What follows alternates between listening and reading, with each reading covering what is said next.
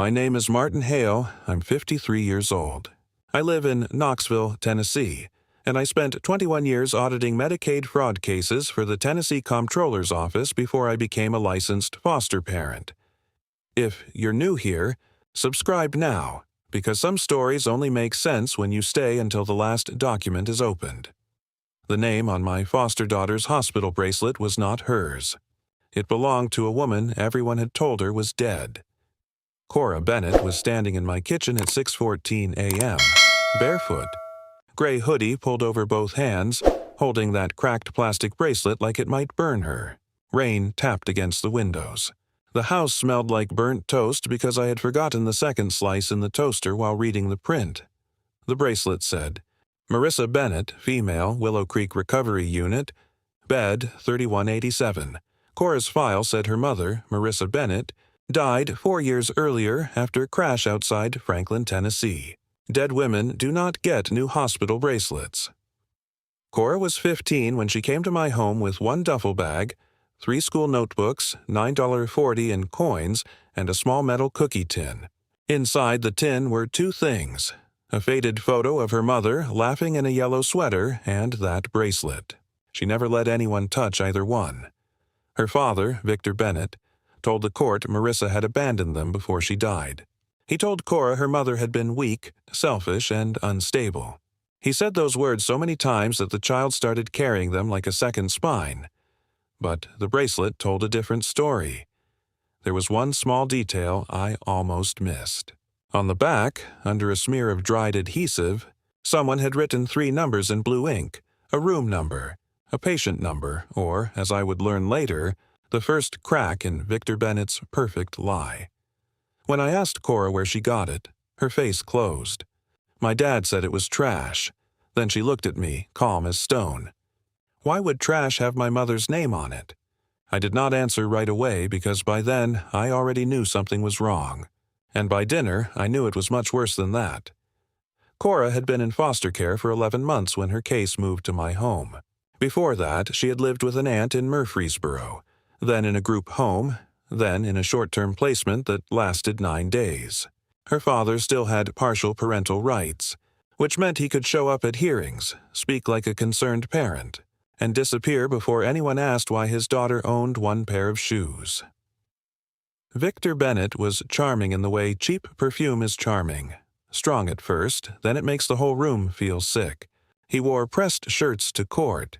He called judges Your Honor with practiced softness. He said Cora was difficult, traumatized, ungrateful. He said he had spent everything trying to save Marissa before she died. The numbers said otherwise. The betrayal did not reveal itself through a fight. It came through a document request. I asked Cora's caseworker, Denise Alvarez from Knox County Child and Family Services, for a full placement history. She sent it on a Tuesday afternoon at 4:42 p.m. The PDF was 93 pages long. Most people would have skimmed it. Victor should have hoped I was most people. On page 47, a medical note referenced a surviving maternal parent with unknown legal capacity. That phrase was buried inside a billing dispute between 2 agencies. Surviving, not deceased. I kept my face still, but everything inside me had just changed. By midnight, I had pulled public probate records from Davidson County, property transfers from Williamson County, and a civil settlement index from the Franklin Regional Claims Office. There it was. 3 months after Marissa's supposed death, Victor collected $84,900 from an injury settlement connected to the crash. 6 weeks later, he sold their house for $142,000. Then he withdrew $18,420 from an account opened under Marissa's Social Security number. He also stopped paying Cora's school lunch balance, which was $76.35. That detail made me angrier than the big numbers. Dark humor has its place. So, here it is. Victor Bennett could steal nearly $250,000, but apparently Macaroni Day at school was where he drew the budget line. What they never bothered to learn was that I had spent 21 years doing exactly this kind of work. Fraud has a smell. Old paper, new signatures, and people who round. Numbers when real life never does, Victor. had filed an affidavit of abandonment claiming Marissa left voluntarily on May 3, 2020. But the crash report said she was transported unconscious on May 2nd. The hospital intake noted traumatic brain injury and aphasia. She could not sign her name. Still, 3 later documents carried her signature. All 3 benefited Victor. Cora sat across from me that night eating soup she barely tasted. Her hands were steady, but her eyes stayed on the tin. She didn't leave me, did she? I wanted to say no. I wanted to promise her the world was kinder than it had been. Instead, I told the truth. I don't think we know the whole story yet. That was the lowest point. A child realizing the wound she had blamed on her mother might have been carved by her father. I didn't call anyone. I sat with it, and by morning, the plan had already begun to form. I said nothing publicly. That was the first rule. Victor liked noise. Noise made him look confident. He wanted courtrooms, raised voices, dramatic claims, and Cora looking unstable while he looked wounded. So I gave him silence. For 12 days, I documented everything, every date, every signature, every transfer, every inconsistency between his statements and the records. Then, I called one person, Leah Trent. Leah was a former assistant district attorney in Knox County, now a private attorney who handled guardianship fraud and elder exploitation cases. She had the calm voice of someone who had ruined powerful men before breakfast and still made it to her 9 a.m. coffee. Her office on Gay Street smelled like cold coffee and old files. She read for 37 minutes without speaking. Then she tapped the hospital bracelet with one fingernail. "This is the key," she said. The bracelet, the name. He erased her name to steal her life. We use her name to bring the whole thing back. And I know how that sounds, like something written for a movie. But real cases are often simpler than people think. They do not collapse because of genius. They collapse because arrogant people get lazy. 3 things were going to happen. Not 1, 3. First, we would locate Marissa Bennett through Medicaid billing records tied to Willow Gate Recovery Unit. Second, Leah would petition for emergency review of Victor's financial authority over Marissa's assets. Third, if the records matched, the district attorney would receive a clean criminal package: exploitation of a vulnerable adult, identity theft, perjury, and fraud. Cora did not know all of it yet. She knew enough to stop blaming her mother. That was enough for one child to carry. The night before the next custody review, I made grilled cheese sandwiches. Cora ate half of hers, then slid the other half back onto the plate. My dad says nobody keeps me because I'm too much work. The kitchen went quiet except for the refrigerator hum. "Your dad says a lot of things," I said. She looked at me. That doesn't make him accurate. It was the closest she came to smiling that month. At the hearing, Victor arrived wearing a navy suit and a gold watch. He hugged Cora in the hallway without asking. Her shoulders locked. "She's my blood," he told Denise loudly. "Nobody knows my daughter like I do." That was his peak. He thought I was just a tired foster parent with gray hair and a clean kitchen. He thought Cora was still the scared little girl he could confuse. He thought Marissa's name was buried. Then he made his fatal mistake. Victor submitted a new notarized statement claiming Marissa had signed over all remaining marital property to him on June 18, 2020. Leah saw the date and looked at me once. On June 18th, Marissa Bennett was in neurological isolation at Willow Gate. Bed 3187. The machine had started moving. Leah did not attack the statement immediately. That mattered. If you accuse a liar too early, he becomes careful.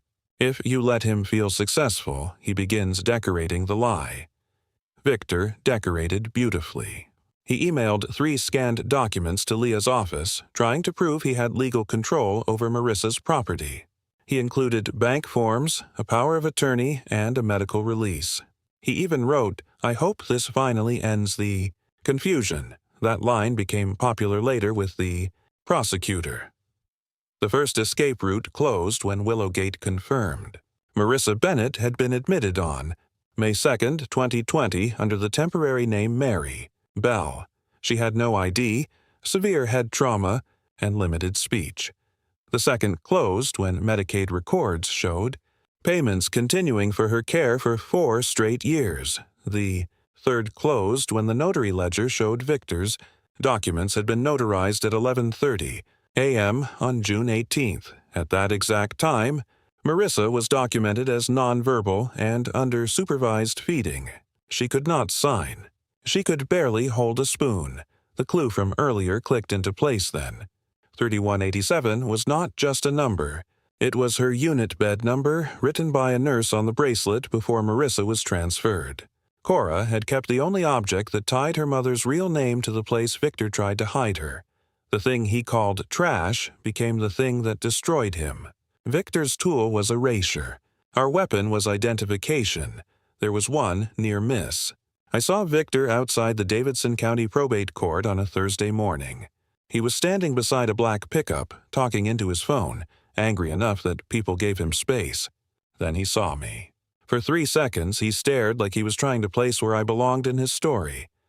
I gave him nothing. No fear, no challenge, no satisfaction. Just a nod. Men like Victor hate being nodded at. It makes them feel ordinary. He looked away first. That afternoon, Leah sent him a formal settlement inquiry, written to make him believe the issue was only financial. She asked whether he would return.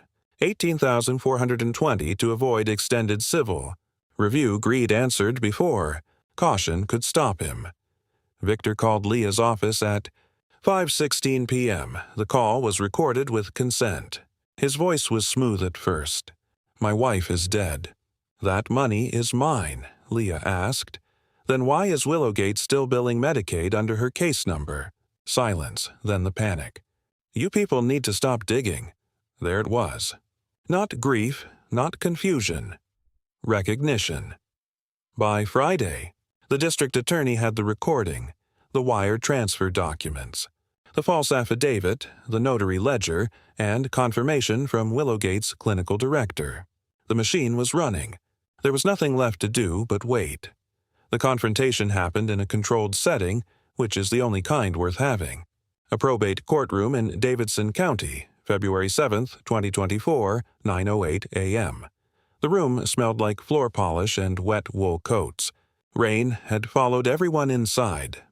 Victor sat 2 rows ahead of me, tapping his thumb against his folder. Cora sat beside Denise, wearing a green sweater and the same guarded expression she wore when she first entered my kitchen. Marissa was not in the room. That was Leah's decision. Mine, too. A woman who had spent 4 years rebuilding her mind did not need to be used as a prop in the room where her husband's lies were dying. The judge reviewed the emergency petition first. Leah presented the records in order: crash report, hospital intake, Willow Gate admission, Medicaid billing, false power of attorney, settlement deposit, house sale, Cora's foster care timeline. Victor's face moved through 3 stages. Denial came first. He shook his head gently, like a patient man watching fools misunderstand him. Then panic. His fingers stopped tapping. His mouth tightened. He looked back once and saw Cora watching him. Last came comprehension. Not guilt, comprehension. The moment he understood the child he had dismissed had carried the evidence against him in a cookie tin. The judge asked him one question. "Mr. Bennett, did you know Marissa Bennett was alive when you signed this affidavit?" Victor swallowed. His attorney touched his sleeve. Victor said nothing. That silence was the first honest thing he had given the room. The criminal case took 8 months. Victor Bennett eventually pleaded guilty to aggravated identity theft, exploitation of a vulnerable adult, perjury, and theft by deception.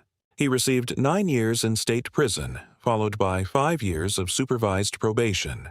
The court ordered $226,114 in restitution. His truck was seized. The remaining money from the house sale was frozen.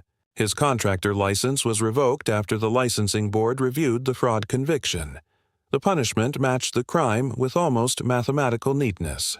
He had used Marissa's name to steal her life. The state used Marissa's name to take everything back. Cora met her mother on March 19, 2024, in a family room at Willow Gate. There were no violins, no dramatic speeches, just a round table, a box of tissues nobody touched, and a woman in a blue cardigan staring at her daughter like memory had finally become flesh. Cora walked in holding the bracelet. Marissa looked at it, then at her.